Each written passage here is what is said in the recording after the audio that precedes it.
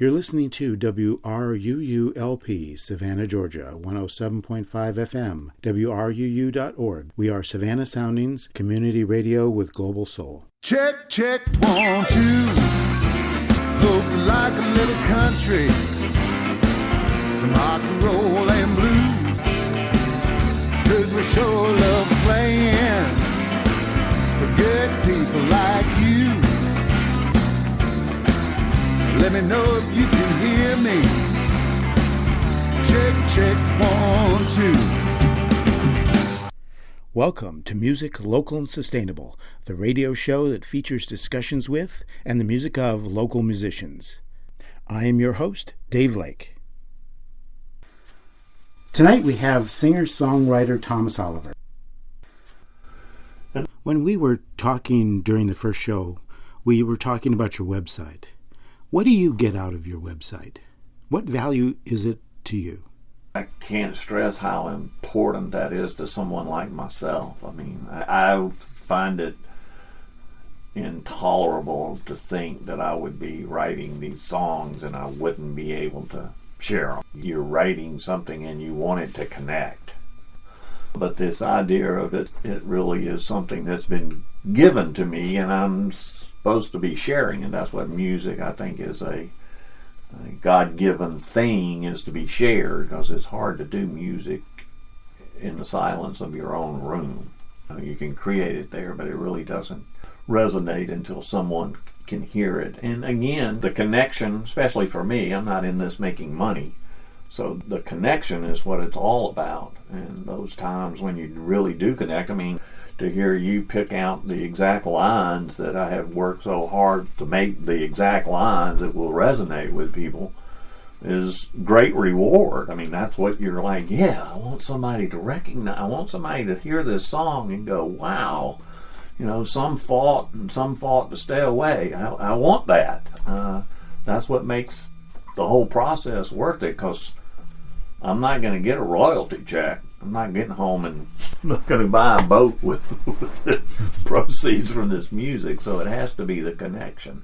And there are enough of those along the way that it's made it very worthwhile. You know, it was interesting how different music affects somebody. A couple of the song blog before last was one of my stranger songs, and my sister, she's one of these literal people, and she wrote and said, you know, I just didn't understand that at all. It's sort of, you know, trying to be nice by saying this is interesting, but I just, you know, didn't get it. And I said, well, I can understand that. But a subscriber who leads a men's group at his church flipped over it. Just flipped over it. It was like, and you can see on the subscriber, I mean, the MailChimp thing, you know, how many times somebody has opened it up. I mean, he must have sent it to everybody he knows. And he said, this speaks right to what we're talking about tonight. You know, we're going to be talking about this, and I'm going to share this with them. And I'm like, so here was somebody who had the correct response. To her, it just didn't, it meant nothing. It was a little too strange. And this other person, and so he's now shared that with how many other people, and he's a very healing person, so I'm sure he was using that song in the most positive manner. Who knows how many people were positively impacted by this strange song that I, you know, in another 5 years ago, I might not have posted something like that, because I knew it was a little odd, you know. You don't want to turn people off, even if it's your sister. She does represent a lot of people who take things literally, and they're going to go. That's why I came back this last time with a little ditty, you know, for those people who thought last installment was a little strange. Here is a novelty song that'll make you smile. So, but again, that's why you have to put it out there, and that's sort of the scary part. If people think it's ego, they don't know how much fear is involved. You put this thing out there, some people not going to like it. Some people, it could change their life. I mean, truly, you know, I mean, music has impacted both of us in great ways. You know, you hear something, you have a whole different way of thinking about something. It doesn't have to be a a protest song or even a spiritual song. That's what music can do for people. It certainly does it for me. And what's the title of this song? The Strange Song? Yeah. Walk Around Blind. I encourage listeners to listen to it and see how you respond.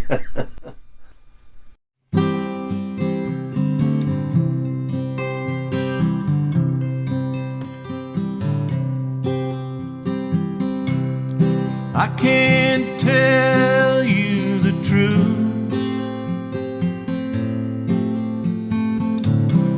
Not sure I know it if I ran into it.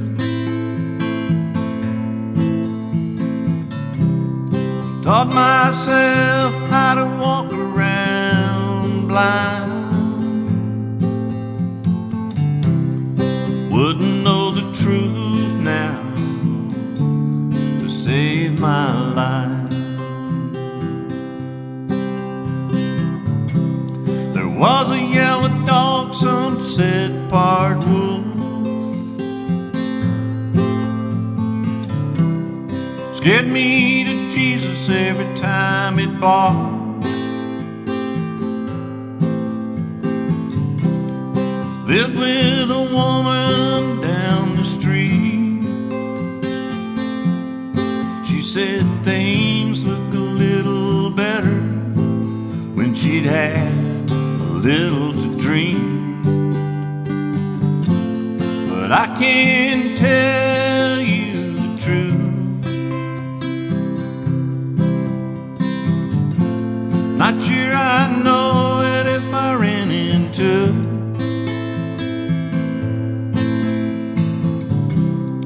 Taught myself how to walk around blind.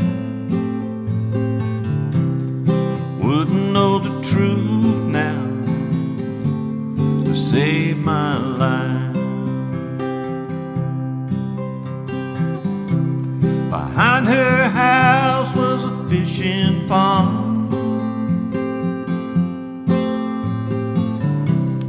Some say the men went there to be alone. Others say the things they always say,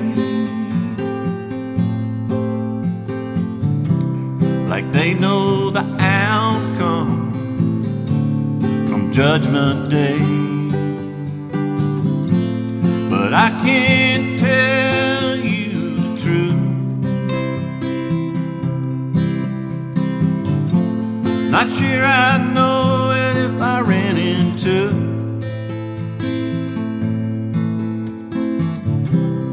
Taught myself how to walk around blind.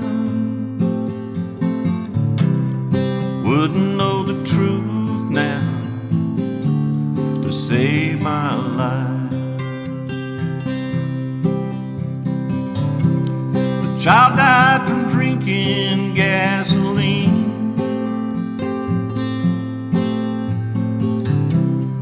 From a gas can used by a friend in need. And what he needed was beer and cigarettes.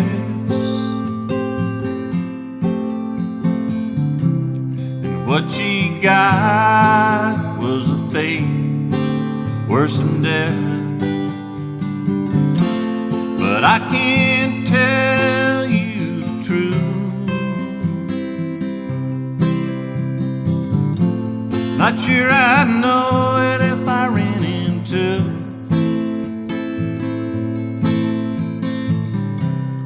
Taught myself how to walk around blind.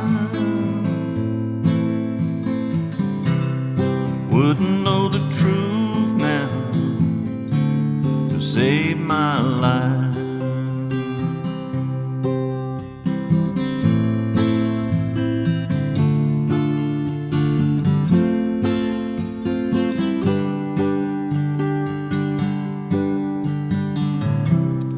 I once dated a homecoming queen.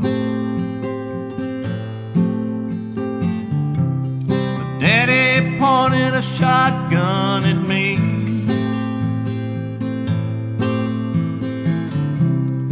He said, son, you don't have a prayer.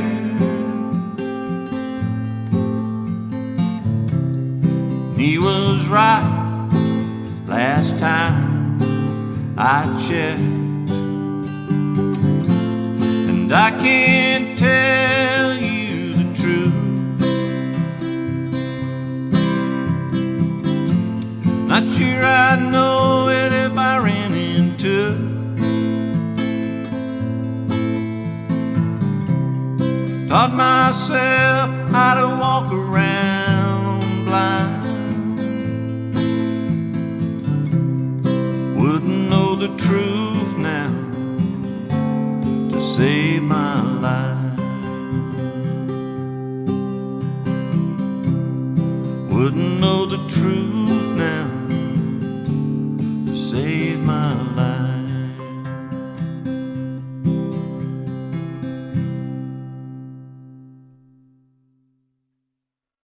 One of the things that I've noticed from your songs is that you will often reference Tybee Island.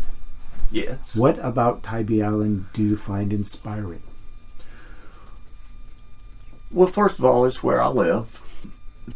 The more I get into the process of songwriting, the more I realize that reflecting where you live and what that means is important. I think obviously Tybee Island has a connotation to it beyond just where my residence is. I mean, it's an island, and for those who know Tybee Island, it says something. So it has its, like most islands, it has its sort of exotic kind of notion just by mentioning it.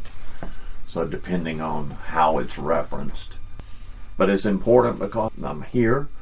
This is the first place I've been a full-time songwriter. And I've done nothing but immerse myself into the music. So it has come out a lot more probably than Atlanta ever did. And I do think the Blue Lights, I think, is the first time I've even referenced Atlanta, and you wouldn't, except for Atlanta's Burning. But Atlanta's Burning was written here. While in Atlanta, I don't think I wrote a song about Atlanta. And I think that says something about Atlanta, not me, the songwriter. And I have said, as a native Atlantan for a long time, Atlanta's got no soul. It's got no soul. You know, it should.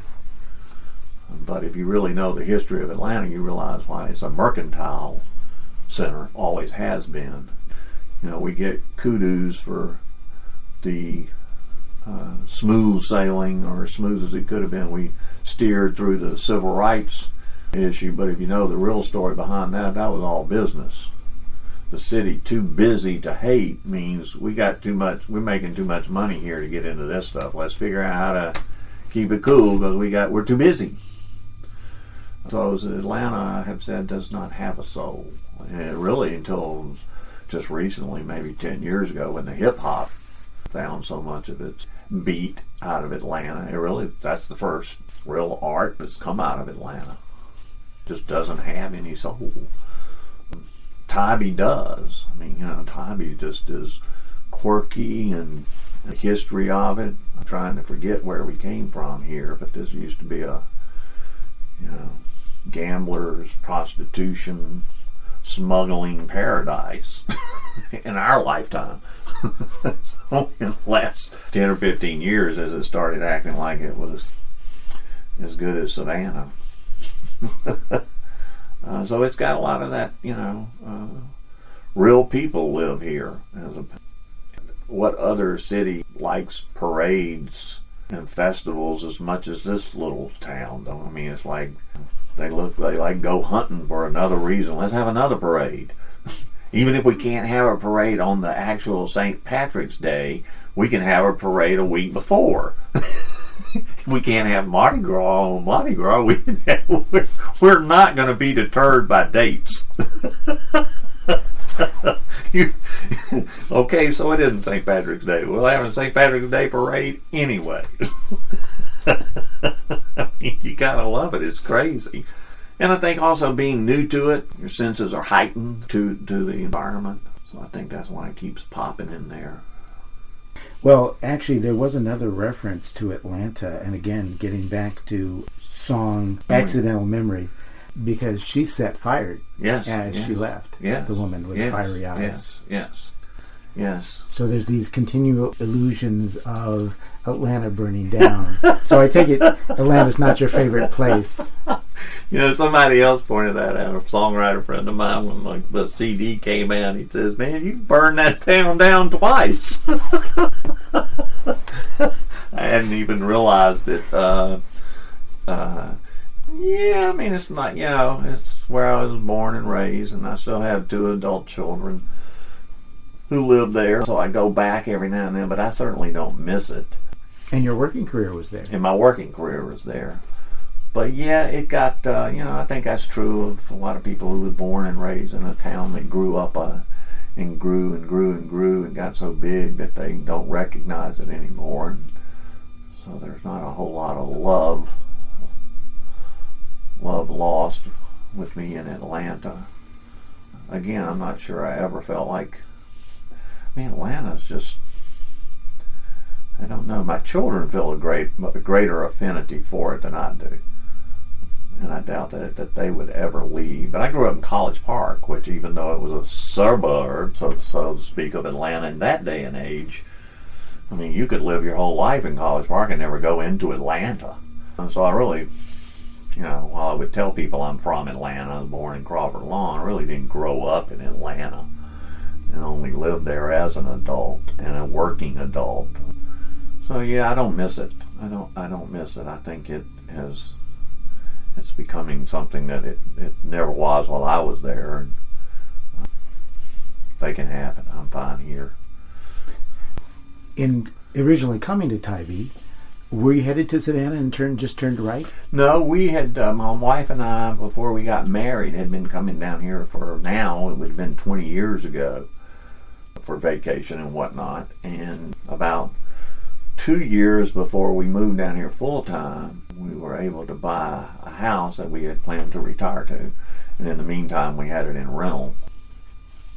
And then we were both working at the Atlanta Constitution, and as the industry in 2007 and 8 began to blow up with the rest of the economy, and this time in a way that it was newspapers were not going to recover, we took the opportunity to take the money and run, and so came down several years sooner than we would have, but we haven't regretted that move, and it's worked out fine.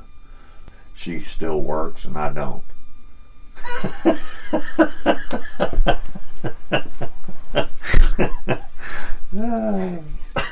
That works out particularly well. Yeah, I'm very happy.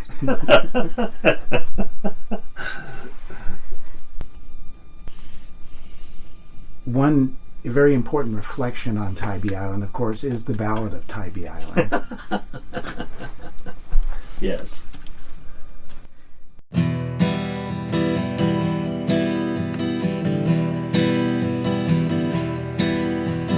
Welcome to Tybee, we're glad you're here. We got plenty of wine and lots of beer. We got a beach that turns into an ocean. We can ink you up or save your soul, marry you off, play you some rock and roll. Just be sure you keep your options open.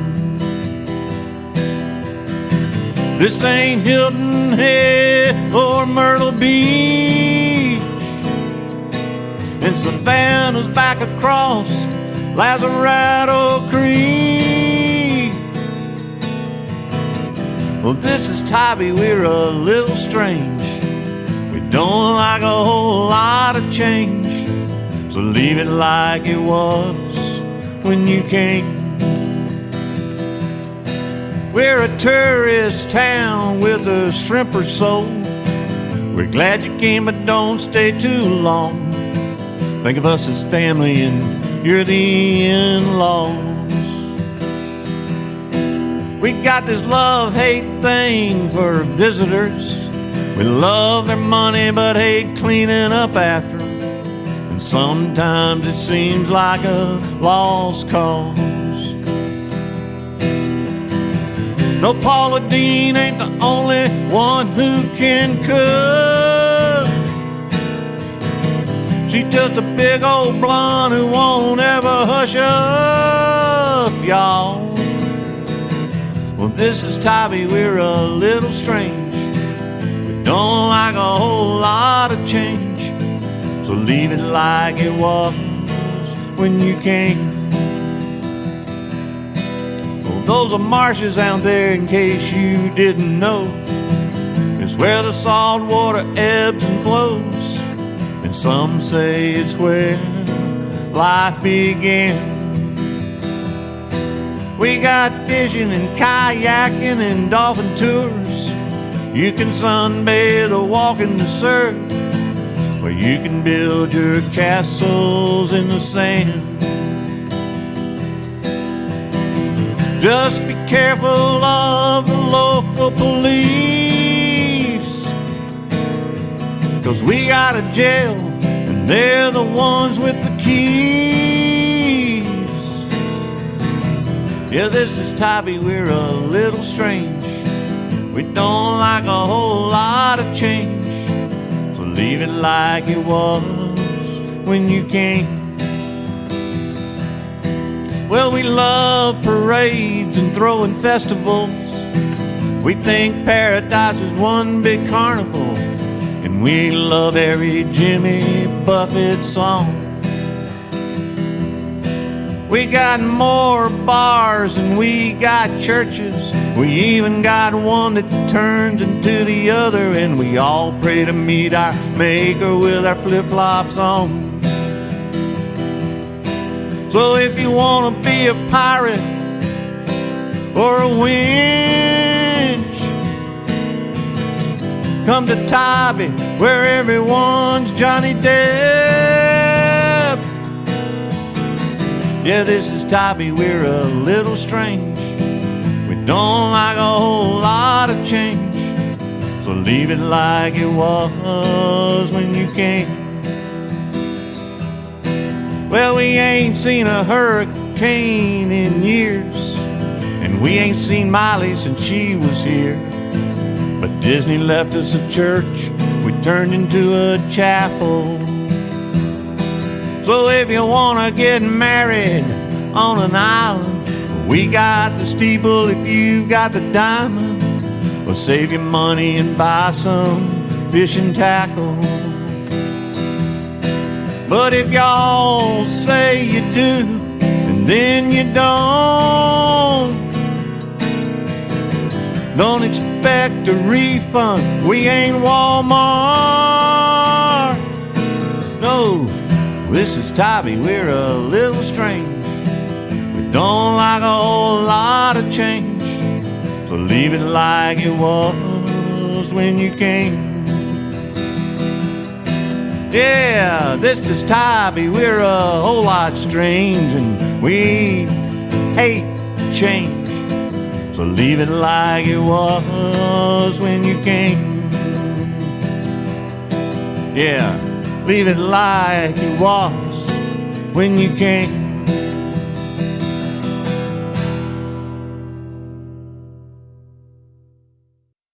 I don't think that's been officially made the city song. No, I doubt it will ever be. I doubt it will ever be. I actually did play that song in front of some people who were involved in the tourism business, and they were like, oh no.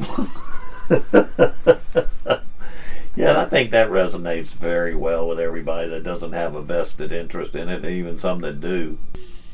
Yeah, it's somewhat of a novelty song. It's just, a fun song to do that reflects on the fact that obviously we have a love-hate relationship with the tourist and can't do without them, and wish we could figure out a way to do without them when they're here. And of course, we all are so dependent on them, whether we are or not. I mean, Tybee without tourists would not really be very Tybee, restaurants and everything else. You will be interested to see, Post is going to be particularly interested in to see how they connect with the tourists. But it was just a fun song to represent. Again, there's a conversing there about the festivals, and we love a parade, and being able to talk about the bar church. We got more bars than churches, and one that turns into the other. And I enjoyed writing, and I've enjoyed playing it for the people who would appreciate it. And it's got enough in there. When I wrote the song before Paula Deen had her little run in and blew up her empire, and then the CD came out. I knew this was going to be the reaction, and sure enough, several of my friends here on Tybee, when they first heard it, said, "Now you need to stop picking on Paula Deen." I'm like, first of all, I think she's going to be okay. Secondly, I wrote that before she opened her big mouth and put both feet in it. But that line in particular would get a hoot and a holler from any audience, So it's got something a little bit for everybody to have fun with. But it won't be the city's official theme song. That I'm pretty sure of. Well, it was interesting too, because walking down Lewis, there's a Model A Ford, I think, sitting there. And then walking past the post office, I saw this nice electric car sitting there. Right. And that is the first song I thought of. When you see this contrast. Right. Within a short walk of one Right. another. Right. That's exactly what I thought of. And that's what the song speaks to, is the dichotomies that you see here on Tybee. Right, exactly. And so it gets right at we love the tourists, but we hate the tourists. Someone told me, one of the lifer told me that their favorite line in there was, we're a tourist town with a shrimper's soul. That spoke to her and what she thought of. That's like, we're a tourist town with a shrimper's soul, and that sort of that's it. See this old codger shrimper, like, here they come again, blankety blank. And there's summer on this island, and there's winter on this island. Yes. And they're two completely different islands. In the winter in the island, when quite a few things shut down, you see that it is a 2,500 person island. Yes. And of course that's when we all love it so much. But we still, Melissa and I certainly are. I think she comes from Clearwater, so she came from a oceanside, seaside rather, town that became a tourist attraction, and she enjoys it. I mean, she enjoys going to the beach and seeing tourists enjoying the beach. She thinks it's cool that she lives somewhere where people come and want to come and enjoy it, and they have to leave, but we get to stay. So she doesn't mind that they're here. That sort of underscores her appreciation for it, that other people would want to come. And it is interesting, if you're a people watcher, to be on the beach and to watch all the different people, and if you like kids, to see the kids there. But I haven't really had a problem with the tourists. I mean, I'm not in anything that would make me have more than one encounter every 2 or 3 weeks going, oh gosh, the traffic's bad, trying to get out of Lewis or something. But I mean, I don't have encounters that would turn me off if they're here. I know they're here and it's crowded, and if I'm going someplace it's different, but I'm not in the hospitality or the tourism business, so it doesn't impact me. Well, I have to admit that as I'm walking along the beach, I love it during the winter, but I love to see the little kids learning the beach for the first time. Oh yeah, those are special moments. See a kid see the ocean for the first time. Some cry and they're not going to do it. Some are like, let's go. Yeah, and then they become little maniacs, but fun little maniacs. Yeah. And I'll admit, when I'm walking down the street, particularly if I'm walking out on the streets, if it's high tide and a lot of people on the beach, I'll walk on the streets back and forth to the south end of the island back. And people will stop me and ask me directions, and I'll give them the directions, and I'll say, thank you for coming to Tybee. Yeah. Oh yeah. Because it helps us so much. Oh yeah. I'm not one of these anti-tourist people by any means. I don't have have really a problem with them. Although I understand certain people that live, especially on the south side, and they have people that are parking in their yards. I get it. I don't have that, so I can only sympathize so much, but I could see where some of the people down there are like, this is out of hand, you know.